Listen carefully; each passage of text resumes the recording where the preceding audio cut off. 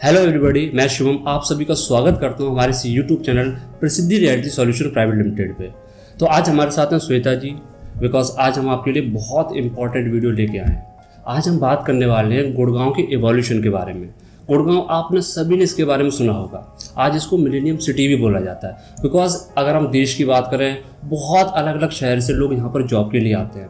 अब देखिए, चाहे आप इन्वेस्टर हो, एंड यूज़र हो, चाहे आप गुड़गांव के निवासी हो, अगर आप गुड़गांव से बाहर कहीं और किसी और शहर में रहते हैं, तब भी आपके लिए ये जानना बहुत ज़रूरी है कि गुड़गांव इवॉल्व कैसे हुआ। आज आप गुड़गांव में आओगे तो आप देखो कैमेलियाज, मैग्नोलियाज, अरालियाज, रैपिड मेट्रो, इसके साथ साथ बहुत जो 500 टॉप कंपनीज़ हैं उनके हेडक्वार्टर्स भी गुड़गांव में आ चुके हैं। तो ये हमारे लिए बहुत इंपॉर्टेंट हो जाता है जानना कि गुड़गांव इवॉल्व कैसे हुआ। अब देखिए, मान लीजिए कि आप कहीं वॉर में लड़ने जाते हो, तो आप ऐसे तो किसी बैटल ग्राउंड में चले नहीं जाते।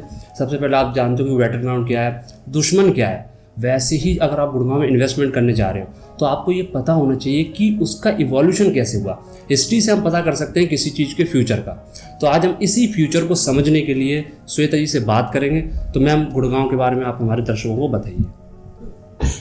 तो देखिए, जैसा हम सभी जानते हैं, गुड़गांव हरियाणा स्टेट का पार्ट है और हरियाणा वो जगह है जहाँ पर हमारे धर्म गीता का जो है वो उद्भव हुआ था जी। और अगर बात करें हरियाणा की, तो ये एक टाइम पर पंजाब का पार्ट था और 1966 में ये पंजाब से अलग हुआ। अब जब ये पंजाब से अलग हुआ तो एक ये अलग स्टेट बना और इसमें अगर हम पूरी तरीके से हरियाणा की बात करें तो कहीं ना कहीं ये पंजाब के साथ मिला हुआ था। तो ये पंजाब पे भी डिपेंडेंट था क्योंकि ये दोनों एक स्टेट हुआ करते थे। अलग होने के बाद इनका जो पहला काम था जो यहाँ के सभी लोग करते थे वो था एग्रीकल्चर के फील्ड में। सो ये पूरी तरीके से एग्रीकल्चर लैंड था और ये उसी पे डिपेंडेंट थे। धीरे धीरे अब जब लोगों को ये लगने लगा या जब चीज़ें चेंज होने लगी, टेक्नोलॉजीज आने लगी, उस वक्त भी दिल्ली के नज़दीक होते हुए भी हरियाणा उस तरीके से डेवलप नहीं कर पा रहा था जिस तरीके से दिल्ली या अदर जो शहर थे वो डेवलप कर रहे थे। इनफैक्ट पंजाब भी डेवलप कर रहा था लेकिन हरियाणा उस तरीके से डेवलप नहीं कर रहा था। अब हरियाणा को पूरी तरीके से अगर डेवलप करने की बात करते हैं तो इसके एक पार्ट यानी गुड़गांव को सबसे पहले चूज किया गया। और अगर हम इसके और भी डिस्ट्रिक्ट की बात करें तो गुड़गांव के साथ साथ फरीदाबाद और सोनीपत, इन तीन डिस्ट्रिक्ट को अलग अलग लेवल पे डेवलप किया जाने लगा। तो सबसे पहले डेवलपमेंट का जो भी फंडा होता है वो होता है कि उस डिस्ट्रिक्ट में हम इंडस्ट्री ले आए। तो हर जगह इंडस्ट्री आने लगी। फोकस अभी जो हमारी इस पूरी डिस्कशन का है वो है गुरुग्राम। तो गुरुग्राम के इवोल्यूशन की बात करते हैं। सो गुरुग्राम में सबसे पहले मारुति ने अपना जो है वो एक सेटअप जो है वो डाला। वो 1982 में उसने यहाँ पे अपना सेटअप डाला और जैसे ही मारुति का सेटअप गुरुग्राम में आया, यहाँ पर पूरी तरीके से चीज़ें चेंज होने लगी क्योंकि यहाँ के लोगों को एग्रीकल्चर के सिवा एक जॉब का भी ऑप्शन जो है वो नजर आने लगा। तो जब मारुति सुजुकी डेवलप हुई तो इसके आसपास के कुछ एरिया जो है वो ऑटोमेटिक डेवलप होने लगे क्योंकि इनमें जो एम्प्लॉयज थे उन्हें रहने के लिए रेजिडेंशियल अपार्टमेंट चाहिए थे। तो अभी ये प्लान वे में कोई भी डेवलपमेंट गुड़गांव का नहीं हो रहा था। केवल एक बाहर से एक कंपनी आई, उसने अपना सेटअप डाला और उसके आसपास लोगों ने अपने घर बनाने शुरू किए, प्लॉट्स लेने शुरू किए, उसमें घर बनाने शुरू किए। प्लान में कोई भी डेवलपमेंट नहीं चल रही थी। अब जब मारुति सुजुकी आती है उसके बाद लोगों को लगता है यहाँ पर और भी डेवलपमेंट होंगी, लेकिन कुछ फॉरेन पॉलिसीज होती हैं जो हरियाणा ने वो फॉरेन पॉलिसीज थी वो बहुत अच्छी तरीके से यहाँ पर लागू नहीं की थी। इसलिए जो इंटरनेशनल स्टार्टअप कंपनियां थी वो यहाँ पर नहीं आ रही थी। फिर इन्होंने कुछ फॉरेन पॉलिसीज में कुछ चेंजेस किए 1991 में। उसके बाद से सबसे बड़ी स्टार्टअप कंपनी हम कह सकते हैं वो जो कंपनी थी वो थी जनरल इलेक्ट्रिक। ये अमेरिकन कंपनी है। इसने 1997 में गुड़गांव में अपना जो है वो सेटअप शुरू किया। अब जब इसने गुड़गांव में अपना सेटअप शुरू किया तो इसे अपने एम्प्लॉयज़ को अपनी बातों को दूसरे क्लाइंट्स तक पहुंचाने के लिए कॉल सेंटर की रिक्वायरमेंट थी। अब इन्हें एक कॉल सेंटर के लिए भी एक अलग सेटअप चाहिए था। वो कॉल सेंटर बने जेनपैक्ट। जनपैक्ट जी, जैसे जनपैक्ट बहुत बड़े आजकल कॉल सेंटर के हब के रूप में जाने जाते हैं। इनके कई सारे ऑफिसेज भी मैंने गुड़गांव में देखे हैं। गुड़गांव में आपने इनके बहुत से ऑफिसेज देखे। कैमेलियास के जस्ट सामने इसका ऑफिस बना हुआ है। वहाँ पे इनका ऑफिस है और इनके पास अगर हम जॉब की भी संभावनाएं देखते हैं तो यहाँ पे बहुत से एम्प्लॉय जो हैं वो वर्क कर रहे हैं। तो इनकी एंट्री हुई थी जनरल इलेक्ट्रिक के साथ। अच्छा। सो इन्होंने उनके लिए कॉल सेंटर का काम किया था। अच्छा। अब हमारे पास 2 बड़े फॉरेन निवेश आ गए। अच्छा। अब इनको एक ऑफिस की रिक्वायरमेंट थी। ऑफिस के लिए इन्होंने डीएलएफ के साथ बातें शुरू की। हाँ, टाई अप शुरू किया। अब डीएलएफ ने उस समय इनके लिए सबसे बड़ा ऑफिस बनाया। अच्छा। अब हमारे पास 3 लोगों की एंट्री हो गई गुरुग्राम में। जनरल इलेक्ट्रिक आ गए, हमारे पास एक फॉरेन इन्वेस्टर आ गए, कॉल सेंटर के रूप में हमारे पास जनपैक्ट आ गए। अब एक रियल एस्टेट ब्रांड हमारे पास एज अ डीएलएफ ने यहाँ पे अपने पांव जमा लिए। तो पहला जो उसका प्रोजेक्ट था वो था कमर्शियल, क्योंकि उसने इनके लिए एक ऑफिस बनाया और जो उस समय के लिए दिल्ली एनसीआर का सबसे बड़ा ऑफिस कहा जाता था। ओके। ठीक है, तो अब 3 चीजें आई और ये कैसे आई, जैसे ही गवर्नमेंट ने अपनी फॉरेन पॉलिसी चेंज की। अच्छा। ठीक है, तो हमारे पास ये 3 नाम आ गए। यानी अब लोगों को दूर से दिल्ली के बगल में कोई एक छोटा सा डिस्ट्रिक्ट है वो भी लोगों को नजर आने लगा। बिल्कुल। तब लोग यहाँ पर आना शुरू करेंगे। अब जब डीएलएफ ने यहाँ पर देखा कि मेरे पास यहाँ पे ऑप्शन बहुत है, कहीं ना कहीं जो गुरुग्राम की मिट्टी है वो उपजाऊ नहीं है। ओके। तो यहाँ पर एग्रीकल्चर लैंड उस तरीके से नहीं रहा और गवर्नमेंट ने शायद इसीलिए गुड़गांव पे इतना फोकस भी नहीं किया। अच्छा। एग्रीकल्चर के अगर हम उसके पहलू से देखते हैं तो सो लैंड उपजाऊ नहीं थी। गवर्नमेंट ने पूरी तरीके से हरियाणा को ही अगर देख ले तो उस तरीके से फोकस नहीं किया उस समय की गवर्नमेंट। पूरे हरियाणा के अंदर सिर्फ गुड़गांव ऐसा था मतलब गुड़गांव के आसपास की ये जो लाल मिट्टी कही जाती है ये उपजाऊ नहीं है, आसपास के जो भी एरिया है, इसीलिए यहाँ पे इंडस्ट्री को बसाने का जो है वो प्रस्ताव पारित कर दिया गया। अच्छा। ठीक है, लेकिन सबसे बड़ा इसमें एक नेगेटिव पॉइंट ये आ गया कि चीजें तो बन रही थी लेकिन गवर्नमेंट इसमें साथ नहीं दे रही थी। अच्छा। गवर्नमेंट ने प्राइवेट बिल्डरों के हाथ में चीजों को छोड़ दिया। अच्छा। तो गुड़गांव अपने आप में जो आज इतना बड़ा मिलेनियम सिटी बना हुआ है इसको प्राइवेट बिल्डरों ने डेवलप किया है, ना कि गवर्नमेंट ने डेवलप किया है। ओके। और शायद इसी वजह से यहाँ पर जो आपको पानी की प्रॉब्लम दिखती है, सीवेज ट्रीटमेंट यहाँ पर बहुत अच्छी तरीके से नहीं है। तो ये सारी चीजें सिर्फ इसीलिए हुई क्योंकि आपके ऊपर गवर्नमेंट का हाथ नहीं था। हाँ, एक चीज मैं इसमें इंक्लूड करना चाहूँगा, जैसे बहुत सारे क्लाइंट्स होते हैं, आप में से कई सारे लोग होंगे जो इन्वेस्टमेंट देख रहे हो, तो उनका सबसे बड़ा सवाल होता है इलेक्ट्रिसिटी की प्रॉब्लम, वाटर सप्लाई प्रॉब्लम। तो उसका ये सोल्यूशन है जो मैम ने अभी आपको जस्ट अभी बताया है। चलिए मैम कंटिन्यू करिए। हाँ, अब जैसे डीएलएफ आ गया, अभी भी गवर्नमेंट ने उस तरीके से साथ नहीं दिया। अच्छा। लेकिन फिर जब ऑप्शन मिला डीएलएफ को तो डीएलएफ के साथ दूसरा बड़ा नाम वाला बिल्डर है, रिनॉन्ड बिल्डर है, वो है अंसल। अंसल ने भी गुड़गांव में अपने पैर जमाने शुरू किए। अच्छा। 2003 में एक और बहुत बड़ा बदलाव गुड़गांव को देखने को मिला जब गुड़गांव में डीएलएफ ने साइबर सिटी बनाया।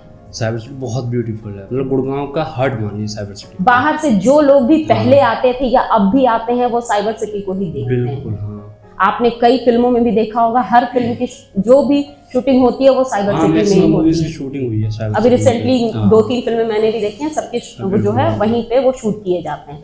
तो साइबर सिटी एक नाम हो गया। गुड़गांव को अगर कोई जानता है तो वो साइबर सिटी के नाम से जानने लग गया। ये 2003 में इसका डेवलपमेंट हुआ। अब इसके आसपास साइबर सिटी को देखकर क्या बसा, उद्योग विहार बसा, जो ऑलरेडी मारुति भी आया था तब भी वो बसा था, साइबर सिटी के बाद भी वही बसा। एंट्री लेवल है गुड़गांव का। हाँ, उद्योग विहार जो दिल्ली से सटा हुआ है, तो वो मारुति और साइबर सिटी की वजह से जो है ये डेवलपमेंट हुई। अच्छा, हम ये भी जानना चाहेंगे मैम से कि जो उद्योग विहार है वो कितने सेक्टर्स में और किस तरीके से डिवाइड है। अब जैसे उद्योग विहार की आपने बात कही तो इसको 5 फेजेस में हमने डिवाइड कर रखा है और हर फेज के बीच में कुछ सेक्टर्स हैं, वो मैप लगेगा तो हमारे दर्शक उसको ध्यान से देख लेंगे। तो जो पहला फेज है, फेज 1 जिसे कहते हैं, ये शंकर चौक से शुरू हुआ है और लास्ट फेज जो है वो फेज 5 है, वो हीरो होंडा चौक पर जाकर खत्म होता है। और अगर लोगों को इस तरीके से समझना चाहें कि हीरो होंडा चौक के बाद क्या आ जाएगा, तो हार्डली 10 किलोमीटर के बाद IMT मानेसर जो है हम वहाँ पहुँच जाते हैं। और इन 5 फेजेस के बीच में सेक्टर्स हैं, अलग अलग सेक्टर्स हैं जिसमें ये जो है फ्रेगमेंट के रूप में डेवलप किया गया है। जी।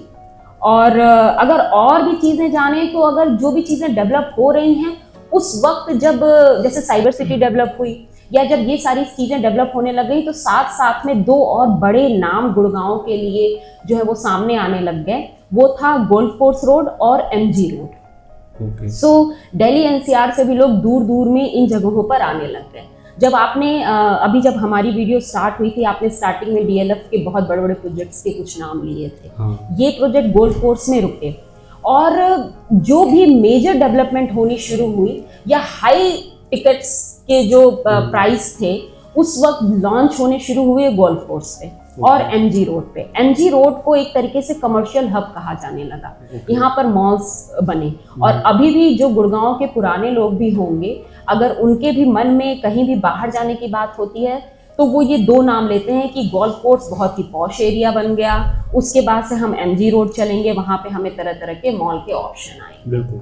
तो ये डेवलपमेंट जो है, हम कह सकते हैं ये फर्स्ट लॉट में ये डेवलपमेंट हुई, फर्स्ट पार्ट में, इनिशियल पार्ट में। हाँ, इनिशियल पार्ट में। और कोई भी डेवलपमेंट प्लान वे में नहीं हुई, एक प्लान सिटी डेवलप नहीं हुआ। जैसे जस्ट गुड़गांव के पास में ही चंडीगढ़ को बहुत ही प्लान वे में बनाया गया। हाँ, बिल्कुल। नोएडा को बहुत प्लान वे में बनाया गया, लेकिन गुड़गांव को प्लान वे में डेवलप नहीं किया गया। जैसे मैंने स्टार्टिंग में बताया था, गवर्नमेंट का साथ नहीं था। अच्छा। तो ये प्लान सिटी नहीं बन पाई, लेकिन स्टार्टअप हब बनने लगी। स्टार्टअप हब, हाँ, बहुत अच्छी तरीके से IT हब। तो second largest IT hub Gurgaon को कहा जाने लग गया। अच्छा, इसलिए बोला जाता है इसको। हाँ, क्योंकि स्टार्टिंग हो गई ना, बड़े बड़े जो इंटरनेशनल ब्रांड हैं वो आने शुरू हो गए, इंटरनेशनल कंपनीज सब वो सारे आने लग गए। उसके बाद ये थर्ड लार्जेस्ट फाइनेंशियल और बैंकिंग हब बन गया जी। और अभी रिसेंटली ये टूरिस्ट हब में भी डेवलप हो गया है, कोविड का जब आउटब्रेक हुआ था उस वक्त से, क्योंकि यहाँ बहुत बड़े बड़े नाम वाले हॉस्पिटल हैं। यहाँ मेदांता है, यहाँ फोर्टिस है, यहाँ मैक्स है। हाँ। यहाँ पर अगर हम प्रॉपर एक फीमेल के लिए भी देखते हैं तो यहाँ पर मदर्स लैब हॉस्पिटल है, यहाँ पे Cloud9 हॉस्पिटल है। सो ये सारे जो हॉस्पिटल्स थे गुड़गांव के, कोविड में इन्होंने बहुत ही अच्छी तरीके से लोगों का ख्याल रखा। तो ये टूरिज्म हब के रूप में भी डेवलप हुआ, वो भी हेल्थ केयर टूरिज्म हब के रूप में डेवलप हुआ। यहाँ पर अगर हम देखते हैं तो साउथ अफ्रीकन लोग और नेपालीज, बांग्लादेशी, ये लोग यहाँ पर सबसे ज्यादा आते हैं अपने हेल्थ ट्रीटमेंट के हाँ, लिए। जब भी आप बाहर निकलो तो काफी आपको देखने को मिलेंगे। आपको आर्टमिस में भी केवल अफगानी ही देखने को मिलेंगे। तो ये इस तरीके से ये डेवलपमेंट होती गई, और फिर जो एक आउटब्रेक हुआ, गुड़गांव का नाम लोगों ने सर्च करना शुरू किया जब सोहना में डेवलपमेंट शुरू हुई, DMIRC का डेवलपमेंट। हाँ, साउथ ऑफ गुड़गांव। और वहां पर जब ये कॉरिडोर जो है वो बनना हुआ और दिल्ली मुंबई एक्सप्रेसवे की बात चलने लग गई। ओके। जो सबसे बड़ा कंसर्न लोगों ने दिखाया था कि शायद गुड़गांव कभी प्लांट सिटी में डेवलप हो ही नहीं पाया। डाउट था बहुत से लोगों को माइंड और टिल डेट भी अगर आप ओल्ड गुड़गांव में जाओगे तो आपको यही सारी प्रॉब्लम्स अभी भी दिखेंगी। बहुत ज्यादा, वहाँ तो पानी बहुत दिक्कत है, बहुत पानी दिखता है, क्योंकि ये सारी प्रॉब्लम्स से हर बार मैं कह रही हूँ प्लांट नहीं था, लेकिन अब प्लांट वे में डेवलपमेंट जो है वो शुरू हो गई गुड़गांव की। तो जब सोहना का केवल नाम तक आया था कि यहाँ पर ये चीज़ें डेवलप की जाएंगी, जैसे IMT सोहना बनेगा, DMIRC बनेगा, दिल्ली मुंबई एक्सप्रेसवे बनेगा, उस वक्त जो सोहना था ऑल ओवर इंडिया में 5th लार्जेस्ट सर्च इंजन पे सर्च किया जाने वाला सिटी आप बोल सकते हो, डिस्ट्रिक्ट बोल सकते हो, वो बन गया था केवल एक नाम तक आने से। सबसे ज़्यादा लोगों ने सोहना को सर्च करना शुरू कर दिया था। दूसरी मेजर डेवलपमेंट क्या हुई, जब पता चला 2008-2009 में कि द्वारका एक्सप्रेसवे बनेगा। हाँ, द्वारका एक्सप्रेसवे। उस वक्त एक और गुड़गांव का नाम बहुत ज्यादा आने लग गया कि ये 2 मेजर डेवलपमेंट होंगे, लेकिन फिर से गवर्नमेंट ने साथ नहीं दिया, गवर्नमेंट बदली, कुछ फार्मर के लैंड के साथ डिस्प्यूट थे कि इन कहाँ 2009 में ही द्वारका एक्सप्रेसवे था कि बन जाएगा, और अब जाके वो 2024 के स्टार्टिंग में पूरी तरीके से बनकर हमें अगर मैं आपसे पूछूं कि जो द्वारका एक्सप्रेसवे था उसकी शुरुआत कब हुई थी, मतलब क्या माइंडसेट रखा था कि द्वारका एक्सप्रेसवे लेके? देखिए, माइंडसेट यही था कि गुड़गांव धीरे धीरे IT हब में कन्वर्ट हो रहा था जी। हमारे पास जो फॉरेन पॉलिसीज थी वो भी बहुत अच्छे तरीके से चेंज हो रही थी। इंटरनेशनल और NRI जो इन्वेस्टर्स थे वो बहुत ज्यादा फोकस करने लग गए थे गुड़गांव में, क्योंकि दिल्ली वैसे भी अब दिल्ली के पास उतनी स्पेस नहीं रह गई है कि वो कोई भी बहुत बड़ा डेवलपमेंट करे। वहाँ की डेंसिटी बहुत ज़्यादा है, बहुत ज़्यादा डेंसिटी है, इसीलिए गुड़गांव को डेवलपमेंट के पॉलिसी में लाया गया। लेकिन गुड़गांव में जो मेजर प्रॉब्लम थी वो जो था वो सीवेज ट्रीटमेंट नहीं अच्छा है, वाटर की प्रॉब्लम है, यहाँ पर रेन हार्वेस्टिंग सिस्टम भी बहुत अच्छा नहीं है। तो ये सारी चीज़ें जब लोगों ने देखी तो लोगों ने सोचा कि अब यहाँ पर तो डेवलपमेंट होना ही होगा। तो ये बात गवर्नमेंट तक गई। अच्छा। और गवर्नमेंट ने प्लान किया इसको हम प्लान वे में जो है वो डेवलप करेंगे। तब जो है आपका द्वारका एक्सप्रेसवे जो है वो लाया गया कि मास्टर प्लान में ये चीज़ें दिखने लग गई कि ये चीज़ें होंगी। ओके। तो फिर ये डेवलपमेंट जो है वो होने शुरू हुए।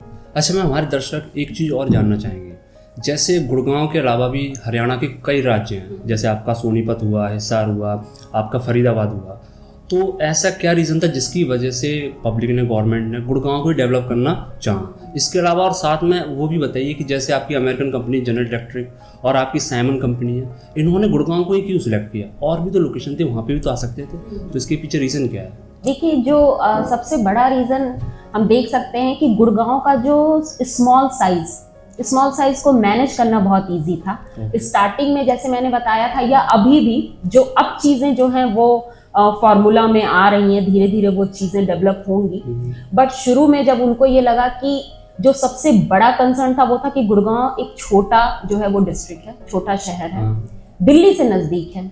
यानी आप किसी भी अगर देश में आ रहे हो तो आप उसके कैपिटल रीजन से बहुत ही ज़्यादा नज़दीक रहो, कि गवर्नमेंट कोई भी पॉलिसी बनाएगी, आपकी कोई हाई एंड मीटिंग्स होती हैं तो आप कैपिटल रीजन के पास में। बिल्कुल। उसके बाद से जो तीसरा रीजन सबसे बड़ा है कि ये एयरपोर्ट के नज़दीक। एयरपोर्ट, हाँ ठीक है। अब ये एयरपोर्ट के नज़दीक हो गया, गुड़गांव का स्मॉल साइज होना, कैपिटल रीजन के बहुत नज़दीक होना, एंड उसके बाद ये कॉस्मोपॉलिटन सिटी में जो है कन्वर्ट होने लग गया था गुड़गांव। कॉस्मोपॉलिटन मीन्स यहाँ पर हर शहर के और इंटरनेशनल और नेशनल लोग जब किसी एक शहर में आने लगते हैं तो वहाँ की जो स्किल है वो डेवलप होती ही होती है, क्योंकि हर शहर का जो भी आदमी आएगा वो अपने हिसाब से जॉब सर्च करने आया है, तो उसके अंदर स्किल मैनेजमेंट और एजुकेशन सिस्टम का वो हाई एंड प्रोसेस लेकर आएगा। बिल्कुल। फिर ये दिल्ली के जैसे नज़दीक है, तो जो दिल्ली में IIT है या वहाँ DU है, तो एजुकेशन हब कह सकते हैं इंडिया का, उसके भी ये नियर बाई था। इंटरनेशनल भी जो लोग थे उनके लिए गुड़गांव में सर्वाइव करना थोड़ा इजी था। सो यहाँ पर नेशनल और इंटरनेशनल लोगों ने इस वजह से भी गुड़गांव को देखना शुरू किया। ओके। और अब तो चीज़ें पूरी तरीके से चेंज हो रही हैं। जो सबसे बड़ा चेंजमेंट आ गया है वो तो यही है कि ये सेकेंड लार्जेस्ट IT हब बन चुका है। ओके। और अब हम जो एक और चीज़ें देखते हैं, 500 फॉर्च्यून कंपनी में से ऑलमोस्ट 300 फॉर्च्यून कंपनियों के ऑफिस गुड़गांव में हैं किसी न किसी रूप में। या तो उन्होंने अपना ऑफिस फुल प्लेस में यहाँ पे ओपन कर रखा है, या तो कोवर्किंग प्लेसेस में उन्होंने कहीं ना कहीं उनके ऑफिस का कुछ न कुछ पार्ट हमें गुड़गांव में देखने को मिलता है। अब एक और जो सबसे बड़ा रीज़न है, जो इसका पहले नेगेटिव पॉइंट हुआ करता था, वो था इसकी कनेक्टिविटी। ओके, कनेक्टिविटी, हाँ। जो इसका पहले नेगेटिव पॉइंट था, और बेंगलोर का वो पॉजिटिव पॉइंट था। इसलिए बेंगलोर, मुंबई और पुणे IT हब में बहुत आगे थे, और नॉर्थ इंडिया को अगर हम देखें तो बहुत ही पीछे था, क्योंकि इनके पास कनेक्टिविटी नहीं थी, एजुकेशन पॉलिसी नहीं थी, अच्छे स्किल नहीं थे। तो जो भी हमारा ब्रेन फैक्टर कह लो, जिनके पास ब्रेन ज़्यादा था, IIM के, IIT के, या जो स्किल पर्सन थे जो डिजिटल मार्केटिंग के थ्रू हाईली प्रोफेशनल जो थे, वो बेंगलोर जाते थे, वो पुणे जाते थे, और जो फॉरेन निवेश भी थे वो भी वहाँ पर ही जाते थे। लेकिन जब कनेक्टिविटी बढ़ने लगी, हमें द्वारका एक्सप्रेस से दिखने लगा, हमें सोहना में डेवलपमेंट दिखने लगी, हमें गुड़गांव के भी अदर पार्ट में न्यू गुड़गांव, SPR, NPR, ये जब सारी चीज़ें बनने लग गई तो लोगों को ये चीज़ें भले बनने में देरी आई हो, लेकिन मास्टर प्लान में इन चीज़ों के लेआउट हमें बहुत पहले से दिख गए थे। और लोगों को कहीं ना कहीं जो करंट गवर्नमेंट है इनकी पॉलिसी पे यकीन होने लग गया था कि ये चीज़ें जो दिख रही हैं वो वास्तव में हमें नज़र आएंगी, ये सपना नहीं है, ये हकीकत में बदलेगा। हाँ, वो ट्रस्ट फैक्टर बहुत ज़्यादा बढ़ गया, तो ये निवेश भी बढ़ गया। और अब गूगल, माइक्रोसॉफ्ट, फेसबुक और इतनी, मतलब आप जिसका भी नाम ले लो, सबके ऑफिसेज आपको गुड़गांव में मिलेंगे। अब अगर हम इंडिया की बात करें तो इंडिया स्टार्टअप हब बनने जा रहा है। 61,000 से ज़्यादा स्टार्टअप कंपनियों ने इंडिया में ट्रस्ट फैक्टर दिखाया है, वो चाहे नेशनल ब्रांड हो या इंटरनेशनल लोग हो, उन्होंने अपना स्टार्टअप जो है वो खोला है। बिल्कुल। और इसमें से भी 70% लोगों ने गुड़गांव को सिलेक्ट किया है कि वो अपनी स्टार्टअप कंपनियां गुड़गांव में ही ओपन करेंगे। तो इंडिया स्टार्टअप हब बन रहा है, इंडिया में गुड़गांव स्टार्टअप हब बन रहा है। उसके बाद फाइनेंशियल और बैंकिंग, इन्होंने भी गुड़गांव को ही अपना सेंटर पॉइंट जो है वो बनाया। तो एक तरीके से थर्ड लार्जेस्ट फाइनेंशियल और बैंकिंग क्षेत्र में भी गुड़गांव नंबर 1 पे है। सबसे बड़ा जो बैंक कहा जाता है वो अमेरिकन एक्सप्रेस है, उसके भी ऑफिसेस गुड़गांव में हैं। बिल्कुल। SDFC हो गया, आप मतलब कितने भी बड़े बड़े लोगों के नाम ले लो बैंकों के, वो सब गुड़गांव में है। स्टार्टअप में जोमेटो, ओयो और क्या क्या जो जो नए नए स्टार्टअप के हम नाम ले सकते हैं, पॉलिसी बाजार, ये सब गुड़गांव में है। जी जी जी। यूनिकॉर्न कंपनियां वो होती हैं जो स्टार्टअप कंपनियां ही होती हैं लेकिन उनकी वर्थ $1 बिलियन से ज्यादा होती है, वो यूनिकॉर्न कंपनियां कही जाती हैं, जिन्होंने गुड़गांव को सिलेक्ट किया। हाँ, यानी यूनिकॉर्न कंपनियों ने भी गुड़गांव को सिलेक्ट किया है कि उनके ऑफिसेस गुड़गांव में होंगे जी। तो इतने जो बड़े बड़े डेवलपमेंट हो रहे हैं, इन सबों ने पूरे इंडिया को गुड़गांव में एक ऐसी पोजीशन दे दी है कि बाहर से भी लोगों ने अगर देखा है तो गुड़गांव को, जो हम प्रोजेक्ट कर रहे हैं कि आने वाले समय में ये दुबई होगा, ये सिंगापुर होगा, तो ये होगा क्योंकि ये चीजें यहाँ पर दिख रही हैं, सबके यहाँ पे ऑफिसेज आ रहे हैं किसी न किसी रूप में। हाँ, एक चीज़ और बताना चाहूँगा, अभी लास्ट वीडियो हमने इस पे बनाया था, दुबई जो अपना द्वारका एक्सप्रेस वे वो नेक्स्ट सिंगापुर बनने वाला है, तो आप उस वीडियो को जरूर देख लेना इसके बाद। हाँ जी, मैं बताइए। क्योंकि उस वीडियो में हमने बताया कि और भी क्या क्या डेवलपमेंट हो रही है। हाँ। क्योंकि डेवलपमेंट को अगर हम पूरी तरीके से बताने लग जाए तो शायद ये वीडियो बहुत बड़ी बन जाएगी और लोगों को वहां तक बातें जो हम क्लियरिटी देना चाहते हैं वो उन लोगों तक पहुंचेंगी भी। वैसे ऑडियंस बोर नहीं होगी, कोई दिक्कत नहीं, बहुत नॉलेज मिलने वाली है आपको। चलिए, तो अगर हम एक और बात करते हैं कि अगर इस तरीके से गुड़गांव में डेवलपमेंट हो रही है तो यहाँ पे क्यों डेवलपमेंट हो रही है, क्योंकि गुड़गांव का जो है वो पर कैपिटा इनकम भी बहुत ज्यादा बढ़ रहा है। और अभी जब हरियाणा गवर्नमेंट ने अपनी फाइनेंशियल रिपोर्ट निकाली है उसमें हर तरफ से नंबर 1 अगर हरियाणा का देखते हैं तो गुड़गांव है जो नंबर 1 पोजीशन पे जो है वो रन कर रहा है। हरियाणा इंडिया का 8th वेल्थ देने वाला जो है वो स्टेट बन गया है। अब अगर हरियाणा 8th पोजीशन पे है तो इसमें भी गुड़गांव जो है वो ही सबसे ज्यादा जो है वो GDP देने वाला मेजोरिटी, हाँ, वो गुड़गांव की है। अगर 60% रेवेन्यू गुड़गांव हरियाणा को दे रहा है तो हरियाणा भी उसको 70% दे रही है कि अब तुम डेवलप करो। म्यूचुअली डेवलपमेंट हो रही है जो पहले नहीं थी, अब हो रही है, तो चीजें अब दिखेंगी। अब शायद कोई भी प्रॉब्लम ना आए क्योंकि जहां भी प्लान वे में चीजें बनने लगती हैं वहां पे जो है प्रॉब्लम वो खत्म होने लगती है। सो अब डेवलपमेंट बहुत ही प्लान वे में हो रहा है। तो अभी तक आपने इस वीडियो को देखा, उसमें आपको गुड़गांव कैसे इवॉल्व हुआ, ये सारी चीज़ें आपको अभी तक क्लियर हो चुकी होंगी। अब हम मैम से एक सवाल पूछते हैं, वो है आपका रियल एस्टेट से रिलेटेड। देखिए, गुड़गांव अगर हम बात करें दिल्ली NCR के, मोस्टली अगर लगभग सभी के सभी लोग गुड़गांव में इन्वेस्टमेंट कर रहे हैं। गुड़गांव की जो रियल एस्टेट मार्केट है वो काफ़ी तेज़ी से ग्रो करती जा रही है। इवन अगर हम बताएं तो मुंबई की जो रियल एस्टेट मार्केट है पहले वो टॉपर थी, बट आज गुड़गांव में स्पेशली लग्जरी सेगमेंट की काफ़ी ज़्यादा डिमांड बढ़ती जा रही है। तो ऐसा क्या रीज़न है कि गुड़गांव में इतनी ज़्यादा रियल एस्टेट की डिमांड बढ़ती जा रही है, अब हम वो समझते हैं। अब जो आपका क्वेश्चन था कि गुड़गांव किस तरीके से रियल एस्टेट में बूम करेगा, तो सबसे पहले इसके पॉपुलेशन की बात कर लेते हैं, जो करंटली 20 से 25 लाख गुड़गांव की पॉपुलेशन है और 2031 में ये 70 लाख होनी प्रोजेक्टेड है। तो अगर 70 लाख लोग 2031 में ही आएंगे, जो लगभग 7 से 8 साल का डिफरेंस है अगर हम अब से बात करते हैं तो वो 70 लाख जो लोग आएंगे उनको रहने के लिए अपार्टमेंट चाहिए होंगे, प्लॉट्स चाहिए होंगे, कुछ उसमें बिलियनियर्स भी आएंगे, मिलियनियर्स भी आएंगे, उनको ऑफिस स्पेस चाहिए होगा, कहीं ना कहीं कमर्शियल की भी डिमांड बढ़ेगी, रेजिडेंशियल की भी डिमांड बढ़ेगी। क्योंकि अगर हम इस एस्पेक्ट में अगर पूरी तरीके से एंट्री लेते हैं तो एक जो सबसे बड़ा रीज़न है वो है गुड़गांव जो ग्रो कर रहा है। मैंने स्टार्टिंग में बताया था कि ये 2nd लार्जेस्ट IT हब है, 3rd लार्जेस्ट फाइनेंशियल और बैंकिंग हब है। सो अगर ये हब है तो यहाँ पे इनके भी मेंबर CEO लेवल के लोग यहाँ पर आएंगे, वो अपने स्टार्टअप भी यहाँ पर ओपन कर रहे हैं। और एक और जो सबसे बड़ा फैक्टर है वो ये है, किसी भी डिस्ट्रिक्ट या स्टेट को जब आगे उठना होता है तो वहाँ पर एक पैरामीटर जो है वो चेक किया जाता है, वो है HDI, ह्यूमन डेवलपमेंट इंडेक्स, जो गुड़गांव का अभी 2017 के अकॉर्डिंग जो डाटा है वो है 0.889। इस पैरामीटर में हम कई चीज़ें रखते हैं, लाइफ इनकी कैसी चल रही है, लाइफ एक्सपेक्टेंसी से कह सकते हैं, एजुकेशन, पर कैपिटा इनकम और ह्यूमन डेवलपमेंट, इन सारे जो हैं टर्म्स को लेकर या मेजरमेंट को लेकर एसडीआई इंडेक्स जो है वो बनाया जाता है। तो गुड़गांव इसमें बहुत ही अच्छे तरीके से ग्रो कर रहा है। सो साइमल्टेनियसली ये चीज़ें जब अच्छे तरीके से रन कर रही हैं, स्टार्टअप हब बन रहा है, आईटी हब ये है ही, तो रियल इस्टेट सेक्टर यहाँ पे ऑटोमेटिक बूम करेगा ही करेगा। क्योंकि जब इतनी ज़्यादा चीज़ें एंट्री लेती हैं किसी एक डिस्ट्रिक्ट को, तो उनको हर एक तरफ से हर एक चीज़ का ऑप्शन चाहिए। और रियल इस्टेट को और भी बहुत अच्छी तरीके से, क्योंकि गुड़गांव जब बूम कर रहा है तो इसको कई सेक्टर्स में फिर डिवाइड किया जाने लगा।